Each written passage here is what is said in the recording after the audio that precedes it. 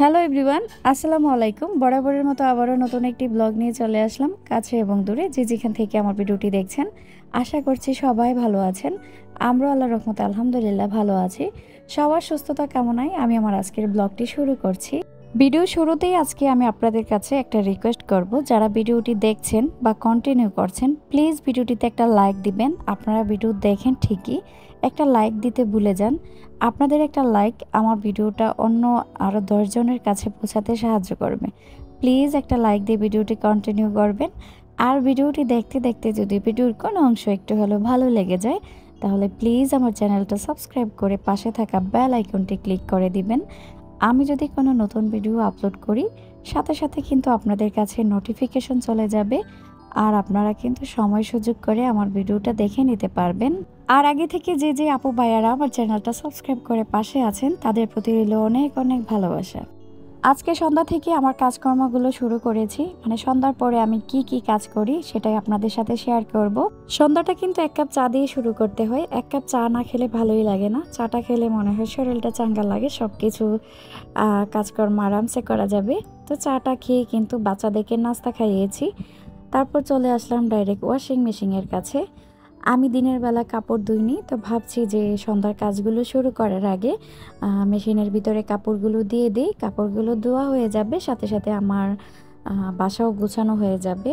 আমাদের দেশের যে কি পরিস্থিতি আমরা তো ওই সম্পর্কে সবাই জানি। সবারই কিন্তু এটা নিয়ে মন মানসিকতা খুবই খারাপ।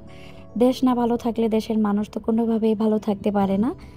তো দেশে কিন্তু প্রায় এক সপ্তাহের মতো নেট ছিল না। গত 2-3 দিন হয়েছে নেট এসেছে, কিন্তু নেট কিন্তু ওইরকম কাজও করছে না। নেট না থাকাতে কিন্তু আমরা যে প্রিপেড মিটারের বিলগুলো দেই বিকাশের মাধ্যমে, সেগুলো কিন্তু আর দিতে পারছিলাম না। তো ডেস্কো অফিসে কিন্তু না হলেও 4-5 হাজার করে মানুষ জমা হয়েছে বিল দেওয়ার জন্য। মানুষের দুর্গতি শেষ নেই। অনেকের বাসায় কারেন্ট চলে গেছে। কারেন্ট চলে যাওয়াতে কিন্তু ফ্রিজের যে মাছ মাংস আছে সেগুলো অনেক নষ্ট হয়ে গেছে, খবরের মাধ্যমে দেখতে পারলাম। আসলে কারেন্ট ছাড়া কিন্তু চলা যায় না। কারেন্ট যদি না থাকে তাহলে দেখবেন বাসায় পানিও থাকবে না। আর বাসায় যে বাচ্চা বা বয়স্ক সবার ক্ষেত্রে কিন্তু খুবই কষ্ট। কারেন্ট ছাড়া চলা যায় না। তো আমার কিন্তু প্রিপেড মিটার হওয়াতে বাসার এবং পানির যে মিটারগুলো সেগুলোতে লাল বাতি জ্বলে গেছে। তো আমি কিছুটা সেভ করে করে চলেছি। পানি ছাড়া যেহেতু চলতে পারবো না, আমার আবার আইপিএস আছে। যদি কারেন্টটা নাও থাকে 3-4 ঘন্টা চলবে। তো পানি না থাকলে তো রান্নাঘরের যে কি থালা বাসন ধোয়া থেকে শুরু করে কাপড় চোপড় ধোয়া সেগুলো খুব কষ্ট হয়ে যাবে। তো দেখা গেছে সারাদিন পানি থাকে, 2-3 ঘন্টার জন্য একটু অফ করে রাখি, যাতে পরবর্তীতে আমি ব্যবহার করতে পারি। এভাবেই কিন্তু 2-3 দিন চলেছি। আর দিনের বেলা কাপড় ধুইনি, সেই জন্য রাতে পানি ছেড়ে কাপড়গুলো কিন্তু আগে দিয়ে দিলাম ওয়াশিং মেশিনে। কাপড়গুলো ধুতে কিন্তু আমার প্রায় 1 ঘন্টা 10-15 মিনিটের মতো সময় লাগবে। তার মধ্যে কিন্তু আমার বাসার সমস্ত কাজ শেষ হয়ে যাবে।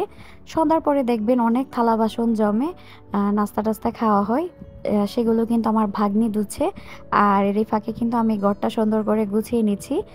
এটা কিন্তু আমার প্রতিদিনের কাজ। ঘরটা যদি আমি সন্ধ্যার সময় না গুছাই তাহলে আমার ভালোই লাগে না। তো আমি ঘর গুছিয়ে কিন্তু বাচ্চাদের পড়তে বসাবো। পড়ালেখা তো কিছুদিন ধরে হচ্ছেই না। তো মেজো ছেলেকে পড়তে বসিয়েছি, ও পড়ছে। বড় ছেলেটা অসুস্থ, গত 2 দিন ধরে ওর জ্বর, সেই জন্য শুয়ে আছে। আর ছোটটাকে আমি যতক্ষণ না পর্যন্ত পড়তে বসাবো সে কিন্তু পড়তেই বসবে না। তো কাজকর্ম শেষ করে ওদেরকে পড়ায় বসাবো। তো আমি আমার এই যে মালতী গাছটার ফুলটা একটু দেখাচ্ছি। মাশাল্লাহ, গাছটাতে কিন্তু এখন প্রচুর পরিমাণে ফুল আছে। জানালা দিয়ে কিন্তু গাছের যে ফুলগুলো সেগুলো দেখা যায়। আমি একটু টেনে ফুলগুলো রুমের ভিতরে নিয়ে আসতেছিলাম। আমার রুমের প্রতিটা জানালাতে কিন্তু নেট লাগানো আছে মশার জন্য। ঢাকা শহরের মশার উৎপাত তো জানেনি, প্রচুর পরিমাণে মশা। তো নেটগুলো লাগিয়ে রাখলে ওরকম মশা আসে না। কিন্তু আজকে 2 দিন ধরে কেমন যেন একটু গরমটা বেশি লাগছে, মনে হচ্ছে রুমের ভিতরে বাতাস আসতেছে না। সেই জন্য সবগুলো নেট একটু খুলে দিচ্ছি যে রুমটা একটু ঠান্ডা হোক। গতকালকে মোবাইল নিয়ে বসেছিলাম সন্ধ্যার পর, তো মোবাইলে একটা জিনিস দেখতে পারলাম, দেখার পরে এত বেশি খারাপ লেগেছে। আমরাও কিন্তু একা একা বাসার মধ্যে ছোট ছোট বাচ্চা নিয়ে বসবাস করি। আমাদের দেশের যে পরিস্থিতি, আমরা কোথায় যাব? বাসার ভিতরে যদি আমরা সেফ না থাকি তাহলে আমরা যাব কোথায়? তো 5 থেকে 6 বছরের একটা বাচ্চা গত 4-5 দিন আগে যখন দেশে গুলাগুলি, খুবই খারাপ অবস্থা, তো জানালা দিয়ে নাকি গুলাগুলি যে হচ্ছে বাইরে, সেই গুলাগুলির যে দোয়াটা সেটা বন্ধ করার জন্য জানালাটা বন্ধ করছিল। তো জানালাটা বন্ধ করার সময় একটা গুলি জানালা দালান ছেদ করে গিয়ে ওই বাচ্চাটার চোখের মধ্যে পড়ে, সাথে সাথে বাচ্চাটা ওখানেই মারা যায়। তো বাচ্চাটাকে হসপিটালে নেওয়ার পর সেখানে ডাক্তাররা মৃত ঘোষণা করে। আসলে বাবাটার কান্নাটা দেখে এত বেশি খারাপ লাগছিল যে আমরা যদি একটা রুমের ভিতরে, বাসার ভিতরে বাচ্চাদেরকে নিয়ে সেফ না থাকতে পারি, তাহলে আমরা কোথায় যাব? এই দেশে চলার মতো কোনো আর অবস্থা নেই। বাচ্চাটার বাবাটা শুধু বারবার একটা কথাই বলছিল, আমি আল্লাহর কাছে বিচার দিলাম, এই দুনিয়াতে বিচার করার মতো কেউ নেই, আমার আল্লাহ বিচার করবে। আমার মাঝে মধ্যে ইচ্ছে করে এই অন্যায়ের প্রতিবাদ করতে, আমার ইচ্ছে করে কেন এত দুরবস্থা আমাদের দেশের, আমাদের স্বাধীন দেশে আমরা কেন স্বাধীনভাবে বাঁচতে পারি না? কোনো কথা বলতে গেলে আমাদের প্রাণ চলে যায়। আমাদের এই নতুন প্রজন্মগুলো এ দেশ থেকে কি শিখবে? ওরা ছোটবেলা থেকেই দেখছে দেশের এই করুণ পরিস্থিতি, সবাই রাজনীতি নিয়ে খেলা করে। ওরা কি প্রাণ খুলে এই পৃথিবীতে বাঁচতে পারবে না? এরাও একটা সুন্দর দেশ চায়, সবুজ পরিবেশে ওরা বড় হয়ে উঠুক। আমাদের দেশটা আসলে কোথায় যেন হারিয়ে যাচ্ছে এই রাজনীতির মধ্যে। আমরা ওইরকম দেশ চাই না, আমরা সুজলা সফলা এবং হাসি খুশি একটা দেশ চাই, যে দেশে আমরা প্রাণ খুলে বাঁচতে পারবো বাচ্চাদের নিয়ে। আমার ছেলেদের প্রায় 10 দিন ধরে স্কুল বন্ধ, তো স্কুল বন্ধ থাকাতে কিন্তু ওরা বাইরেও যেতে পারছে না, বন্ধু বান্ধব বা টিচারদের সাথে দেখাও করতে পারছে না। বাইরে গেলে কিন্তু বাইরের যে আবহাওয়াটা, বাতাসটা শরীরে লাগলেও একটা শান্তি লাগে। তো ওরা আমাকে গত 2-3 দিন ধরে বলছে যে আম্মু বাইরে নিয়ে যাও, বাইরে নিয়ে ঘুরতে যাই। তো এই পরিস্থিতির মধ্যে দেশের যে খারাপ অবস্থা, কিভাবে আমি বাচ্চাদেরকে বাইরে নিয়ে যাই? তো ওদেরকে আমি বুঝ দিয়ে শুধু রাখতেছি যে দেশের অবস্থা ভালো হোক, তারপর তোমাদেরকে আমি বাইরে ঘুরতে নিয়ে যাব। কিচ্ছু করার নেই, ধৈর্য ধরা ছাড়া। কারণ এই অবস্থাতে আমি চাই না আমার বাচ্চাদের নিয়ে আমি বাইরে কোথাও যাই। কথা বলতে বলতে কিন্তু বাসার সমস্ত কাজ সুন্দর করে গুছিয়ে নিয়েছি, 4টা বেডরুম গুছিয়েছি, তারপর অন্যান্য যে কাজগুলো আছে সেগুলো তো দেখালামই।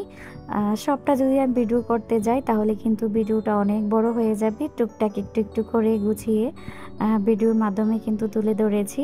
তো আপনাদের কাছে আমার ভিডিওটা কেমন লেগেছে তা কিন্তু অবশ্যই কমেন্ট করতে ভুলবেন না। এই যে রান্নাঘর কিন্তু আমার ভাগ্নি গুছিয়েছে, সমস্ত বাসাটা একটু দেখাচ্ছি। এখন কিন্তু আমি আয়েশা মনিকে ওষুধ খাওয়াতে চলে আসলাম। ও আজকে 2-3 দিন ধরে শুধু জ্ঞান জ্ঞান করছে, ও ঠান্ডা লেগেছে। এমনিতে কিন্তু আমার ছোট্ট মাটা খুবই লক্ষ্মী, একটু জ্বালায় না, ওর মতো থাকে।